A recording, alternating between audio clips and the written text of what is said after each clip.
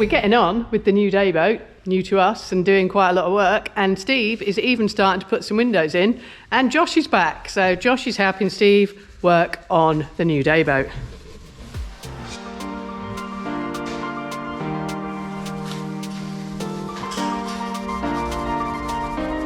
Here's Steve coming to check that we all know what we're doing. So what is it that you're doing today, Steve? Oh, well, me and Josh, we're actually putting these windows in. I don't know if Mary's shown you yet, but on the inside is a bit of aluminium trim. Oh, I'm going to have a look at that, hang on. The reason I'm wanting to have a look at that, Steve, is because when I picked the boat up with John, it had those horrible sticky things. Oops! I'll try not to kick all your tools on the floor. It had the horrible sticky thing out and I nearly ripped my jacket on it. And I thought that might be popular with the ladies, and my hair got caught in it. Look at it now, nice and smooth. Yeah. So oh, look. The screws go into that box section, so you can't actually see it. So yes, it's all nice and smooth. So no one's hair is going to get caught? No, just as Mary ordered.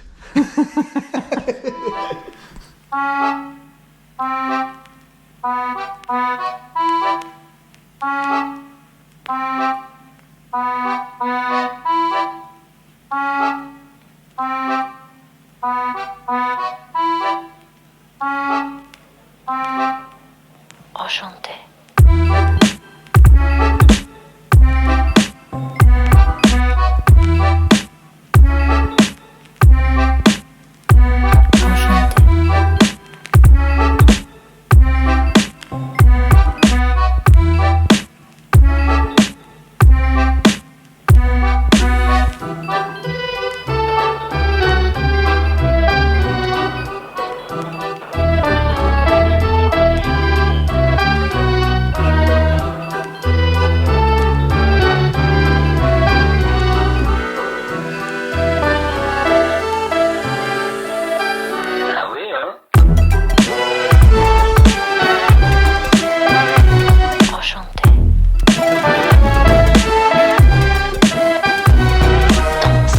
So, as you can probably see, the dayboat is coming along slowly. It's had quite a lot of paint. The windows are here, ready to be put in. The weather's really windy outside and there's no good doing outside jobs on a day like today. So, going to do some work on the new to us dayboat and make some cushions to fit it. We're going to have one that goes along the back here and then one that just sits up the side. And then we've got two new bucket seats that will go in the front. And there's one there waiting to be put in place, and it's all looking quite nice and clean and painted. So we're going to kit this one out as a 4-seater. So let me show you how we make the cushions. So here's the foam, nice long bits for the seat, and then same but slightly not quite so wide for the back. And this is specially, they call it reticulated foam. Designed for marine, because as you can see it's got little pockets in it, so if any water or moisture comes in, the idea is it will just drain out through it. Here is a special bottom material, if you like, for the cushions, and as you can see it's kind of micro porous. It's got little holes that go through it, so if any water does come in, which is likely with rain and the river splashing up, it should trickle through this and then trickle out of the bottom here. And that should keep the seats much nicer and firmer for the whole season. One of the things we got last year on customer feedback was sometimes the seats felt a bit heavy and damp. So I did quite a bit of research with the people who make all the foam and the material for boats, and they've suggested we try this foam with this bottoming material, which has got a little bit of grip on it as well, which is quite nice. It won't slip around and slidey on the seat, and see how that goes. So we've redone two of the dayboat's cushions in this material, and I'm doing for the new dayboat, and then we'll trial them and see how it goes, and if it works, well then we can change all of them. So I'm now going to cut out the bottoms and then the tops for the cushions to then put them all together. Sounds easy.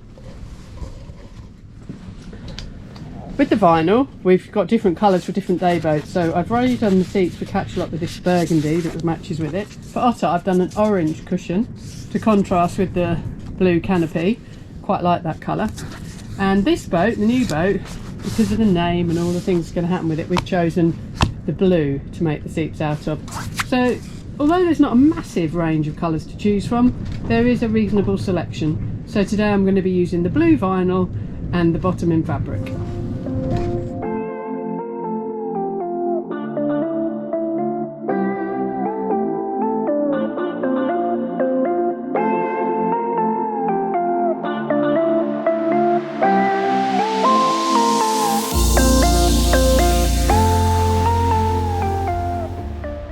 Simon, have you brought another toy for your car? It's from my car, but it's actually been repurposed for our new dayboat. Oh, hashtag green tourism. What are we going to do with it?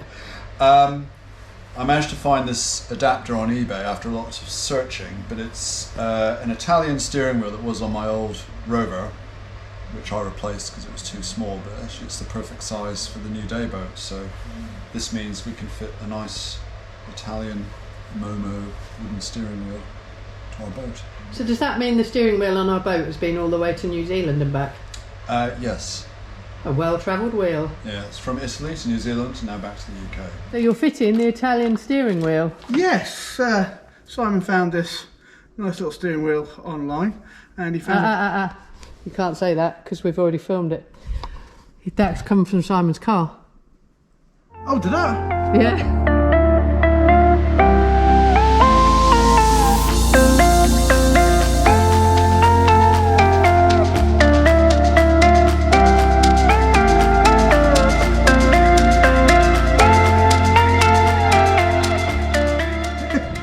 You found online, Simon?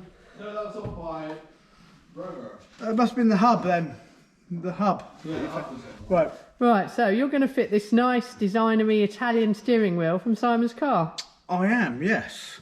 Just going to go on there, like so. The rudder is actually straight. We've got the bolt.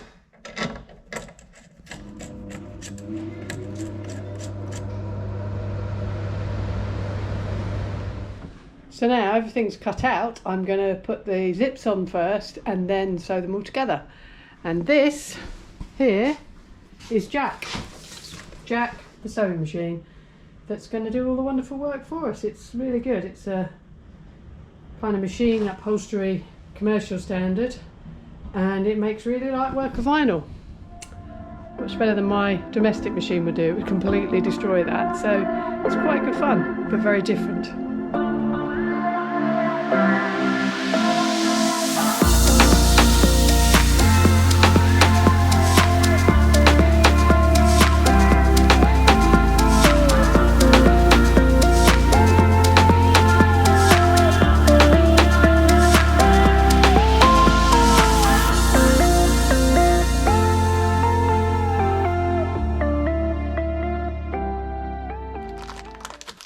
Tell me, Steve, while you're opening that packet, why did the rudder have to be straight when you put the steering wheel on? Because it'd look a bit silly if we had the steering wheel half sort of turn, so we have it nice and straight, like you would in a car. And we've got the little centre bit, which is quite nifty, which pushes in just like